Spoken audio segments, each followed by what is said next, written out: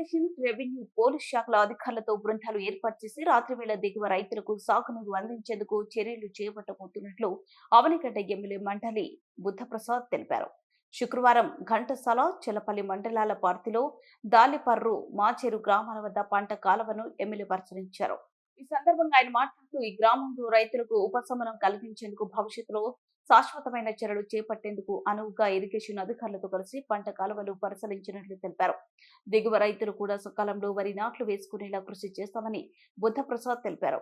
గుండేరుపై మరిన్ని లిఫ్ట్ ఇరిగేషన్లు ఏర్పాటుకు రైతుల సూచన మేరకు ప్రతిపాదనలు పంపిస్తామన్నారు.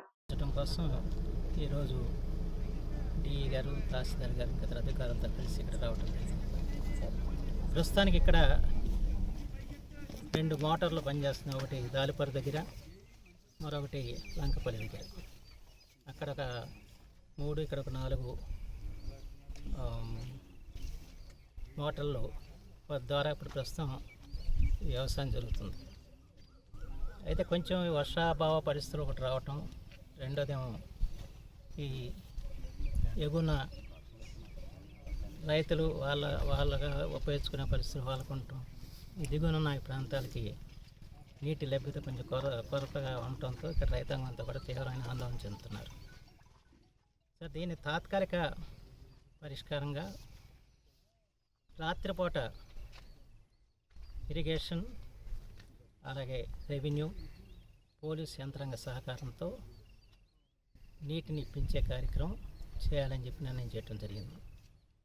దానికి ఆ సంబంధిత అధికారులు చర్యలు చేపడతారు. అది కూడా రాత్రిపూట మిగతా అన్నీ కూడా కట్టేసి పగలపూట మిగతా వాళ్ళందరూ కూడా ఉపయోగించుకోవచ్చు. కానీ రాత్రిపూట మాత్రం దిగువ గ్రామంలో నీళ్ళు విడుదలయ్యే విధంగా పై ఎగునున్న వాళ్ళని ఒప్పించి నచ్చచెప్పి ఈ కార్యక్రమం చేయాల్సిన అవసరం ఉంది.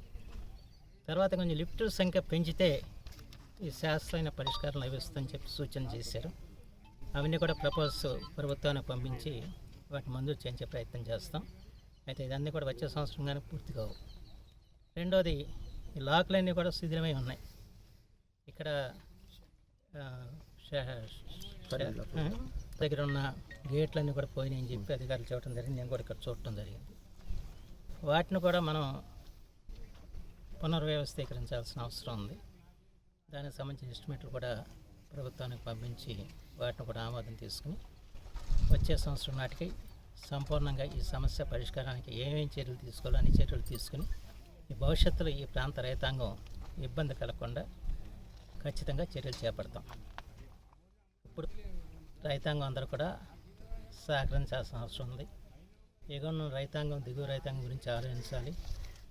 దిగువ రైతాంగాన్ని కూడా మనం కాపాడుకోవాల్సిన బాధ్యత మనందరి మీద కూడా ఉంది కనుక దానికి రైతాంగం అందరూ కూడా సహకరించాలని చెప్పి నేను కోరుతున్నాను.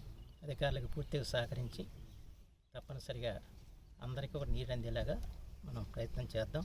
ఎందుకంటే చాలా కష్టసాధ్యమైన విషయం అయినా మన బస్సుతందాల మీద వేసుకున్నాం. ఎందుకంటే ఇది రైతాంగ నియోజకవర్గం. రైతు ఎప్పుడు కూడా అతివృష్టి వచ్చినా అనావృష్టి వచ్చినా నష్టపోతున్న పరిస్థితి వచ్చింది. గతంలో కొద్దిపాటి వర్షాలకి ఈ ప్రాంతంలోనే ఎలా పంటలు మునిగిపోయాయో, రైతులు ఏ విధంగా వెలువల్లాడారో నేను కన్నాలు చూస్తాను. అందుకని ఇప్పుడు అన్ని డ్రైన్లలో ఉన్న తూటుకాడ గుర్రపటెక్క తీయించే కార్యక్రమం చేశాం. అది కూడా నేను ఎన్నికైన నాటికి అధికారులను పిలిస్తే మా దగ్గర పైసలు లేదన్నారు. సరే, చివరికి దాన్ని ప్రభుత్వాన్ని ఒప్పించి ఆ కార్యక్రమం చేయడం జరిగింది.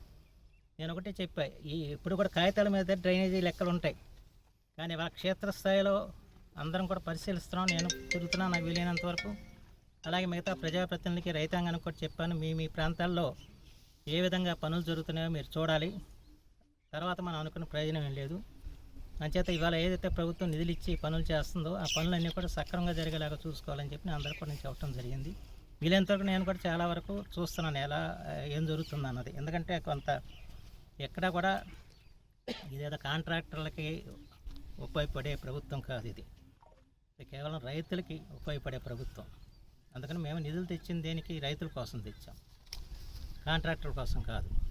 అంచేత అన్ని పనులు కూడా సక్రమంగా చేయాల్సిన బాధ్యత అందరి మీద ఉంది. దాన్ని చూసుకోవాల్సిన బాధ్యత కూడా అందరి మీద ఉంది. ఎందుకంటే అతివృష్టి వల్ల ఎక్కువ నష్టం జరిగింది నాకు తెలిసిన తర్వాత. అనావృష్టి వల్ల ఏమో నీళ్ళు రాక అదొక నష్టం జరిగితే, అతివృష్టి వల్ల చాలా మునిగిపోయి ఏం దిక్కుతోచని పరిస్థితులు అప్పుడు ఇక్కడ రైతాంగం ఉన్నారు. నేను ఈ గ్రామాలన్నీ తిరిగిన వాడిని అప్పట్లో.